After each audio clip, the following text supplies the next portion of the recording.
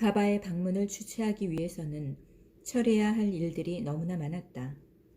아무도 이런 일을 해본 적이 없기 때문에 우리는 직접 부딪히며 배우는 수밖에 없었다. 우선 행사 예정일이 비수기여서 주말에 있을 대규모 집중 수행은 오칼라 국유림의 여름 캠프장에서 진행할 수 있었다.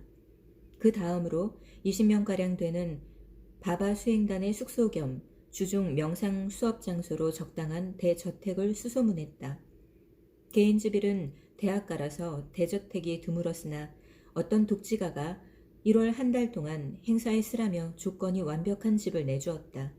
일이 착착 맞아 떨어져 가고 있었다. 주말의 집중 수행은 이번 방문의 성사를 위한 열쇠였다. 우리가 사람들을 충분히 모으지 못하면 바바의 방문은 없었던 일이 되는 것이다. 도나와 나는 인원 모집을 위해 수백 명의 사람들에게 일일이 전화를 걸고 전국의 우편물을 보냈다. 집안에 전화를 설치하고 그 번호를 모든 전단지와 전화 메시지에 연락처로 넣는 일은 내게 진정한 내맡김을 요구하는 일이었다. 우리는 이 행사를 알리기 위해 열정적으로 달려들었고 전국으로부터 어마어마한 응답을 받았다. 수년간 나는 영적인 삶이란 하루하루를 침묵과 고독 속에서 보내는 것이라고만 생각했다. 그랬던 내가 이제는 사방을 뛰어다니며 이 모든 일을 처리하고 있었다. 하지만 어찌 된 일인지 예전보다 에너지 흐름이 훨씬 더 잘 느껴지고 마음이 확장되는 기분이었다.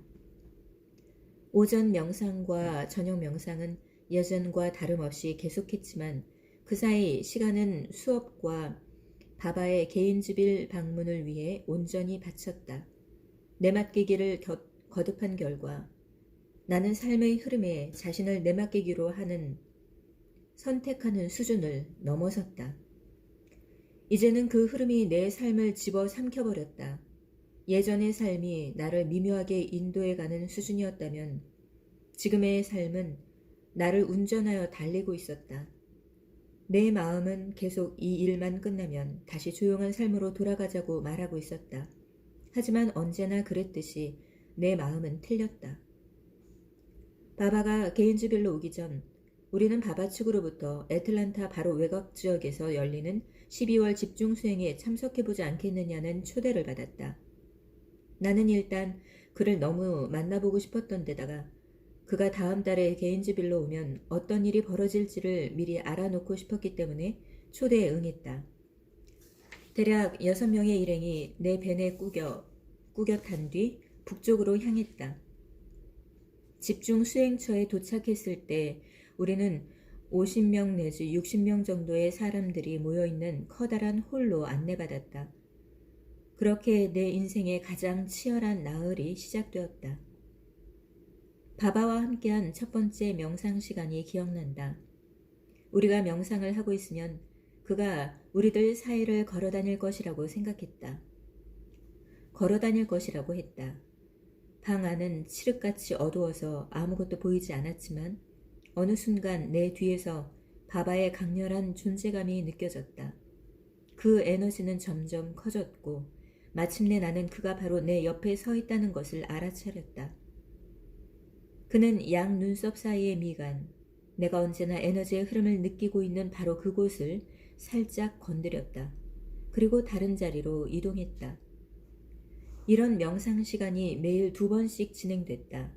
바바가 내 뒤로 걸어올 때마다 분명히 어마어마한 에너지가 느껴지기는 했지만 그게 전부였다. 그 방에 종일 앉아있는 것이 힘들었다. 사적인 공간을 확보하고 싶은 마음에 명상을 하려고도 해봤지만 내 안으로 들어갈 수가 없었다. 명상이 깊어지기는커녕 내면의 밀실이 잠겨버리기나 한 듯 나는 완전히 바깥에 나와 앉은 신세가 돼버렸다. 기능 정지. 이것이 당시에 내가 내내 느끼고 있던 기분을 묘사해주는 가장 근사한 말이다.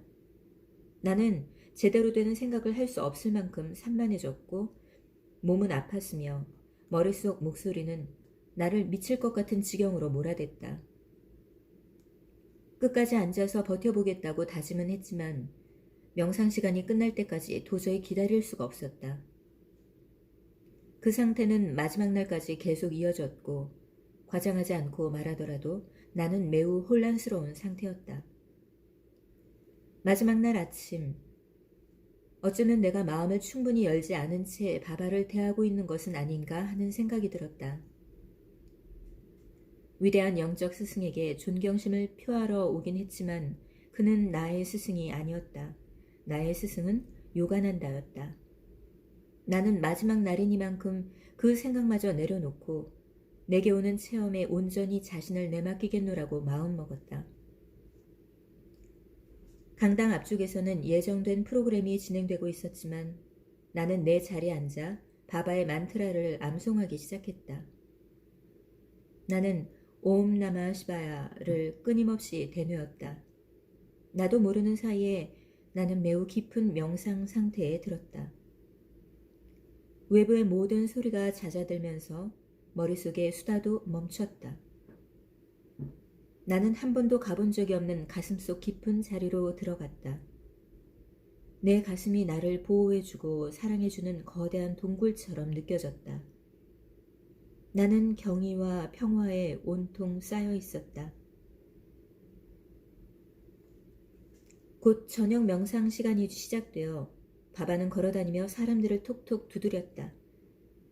나는 가슴속의 그 지극히 조용한 자리로 나도 몰래 다시 끌려 들어갔다. 명상을 하고 있는데 바바가 내 뒤에서 걸어오는 것이 느껴졌다. 그에게서 어마어마한 힘이 뿜어져 나오고 있었다. 나는 앞을 향한 채 눈을 감고 있었지만 그의 손에서 나오는 에너지가 내 머리 쪽을 향하는 것은 느낄 수 있었다.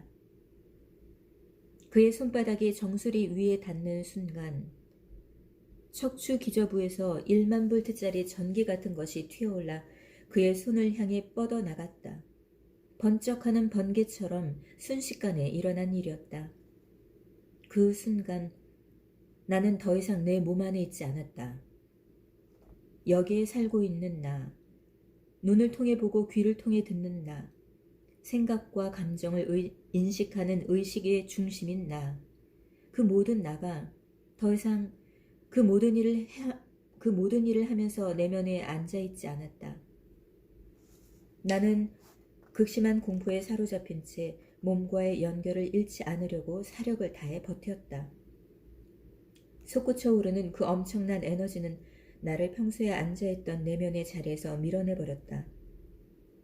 태풍급의 바람이 나를 몸에서 날려버리려 하고 있었고 나는 내 소중한 목숨을 붙들려고 안간힘을 다 썼다. 하지만 아무리 길을 써도 나 자신을 몸속으로 끌어내릴 수가 없었다. 이것은 순수한 공포 앞에서 초인적인 힘을 발휘하게 되는 절체절명의 순간 중 하나였다. 하지만 아무 소용없었다. 나는 나를 아래로 끌어당기는 신용조차 할 수가 없었다. 그 순간이 얼마나 오래 지속되었는지는 알지 못한다. 내가 그만하면 됐다고 느꼈는지 바바가 손으로 내 등을 가만히 문질렀다. 그의 손이 내 등의 중앙 부분에 물리적으로 닿는 순간 모든 것이 멈췄다. 나는 즉시 몸속으로 떨어져서 어느 정도 정신을 차리기 시작했다. 가장 먼저 의식한 것은 심장이었다. 심장이 뛰지 않고 있었다. 그것은 벌새의 날개짓처럼 바르르 떨리고만 있을 뿐이었다. 제일 먼저 든 생각은 이랬다. 이건 좋지 않아. 이런 상태론 심장이 오래 버티지 못할 텐데. 그 생각이 내 마음에 형성되는 순간 바바가 내 앞으로 와서 손으로 심장을 문질렀다. 그 즉시 심장은 정상적으로 뛰기 시작했다. 나는 이 사람의 힘, 그리고 이 체험에 넋이 빠졌다. 그는 누구일까? 그가 어떻게 나의 에너지며 신진대사 기능을 그처럼 마음대로 통제할 수 있는 것일까? 그의 존재 앞에서 절로 고개가 숙여졌다. 평생에 그토록 완벽하게 짐을 벗어버린 듯한 기분을 느껴본 적이 없었다. 나는 지금까지 과연 무엇을 해왔던가? 그 많은 세월 동안 단식하고 명상하고 나 자신과 싸우면서 이 사람은 단 한 번의 건드림만으로도 그토록 엄청난 변화를 일으킬 수 있었다. 그 순간 나는 시다 마스터란 것이 무엇인지를 깨달았다. 바바는 이 세상 사람이 아니었다. 그는 완전히 다른 세상에서 온 존재였다.